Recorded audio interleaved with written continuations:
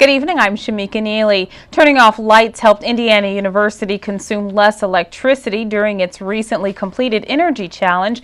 But as WTIU's Stan Jastrzebski reports, some buildings appear to be growing less efficient rather than more. The good news from the 5th IU Energy Challenge is that the top-performing buildings used significantly less electricity and water than expected. We're standing in front of a School of Business that saved 24% over their previous 3-year averages, so that's pretty amazing. The other winners included Kappa Alpha Theta. They saved about 15% over their normal usage, and then Briscoe Quad saved about 24%. But the bad news is that for all the electricity savings, the competition registered no cumulative water savings campus-wide, thanks in part to new reporting standards. In addition, 3 residence centers, 4 academic buildings, and more than half of all Greek houses on campus showed increases in their energy consumption over the past 6 weeks.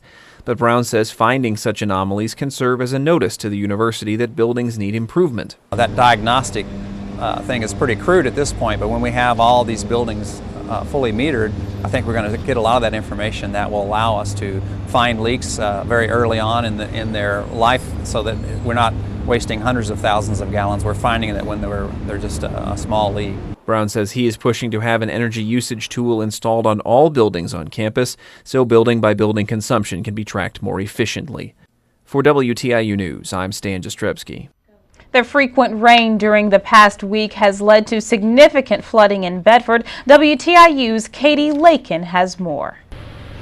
A number of residents have been cut off from their houses and have limited access to their homes. Some people have relocated. I have probably at least 50 homes that the people can't even get there, and they have to have boats like you see here behind me just to get in and out. The town of Bedford started flooding over Easter weekend, and emergency management personnel are monitoring, providing sandbags and shelters to people who need help. We're the first line of defense, and we're the information gatherers, and so we're monitoring the situation, letting the state know if we need any supplies. Lawrence County Emergency Management Director Valerie Lukauer says people should take precautions and not drive on roads that are flooded, some of which was caused by a release of water from the dam at Lake Monroe into Big Salt Creek.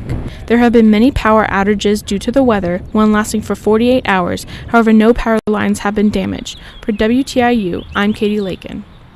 A look at your weather tonight: mostly cloudy with a 30% chance of rain, lows in the lower 40s. Tomorrow, clear, highs in the upper 60s.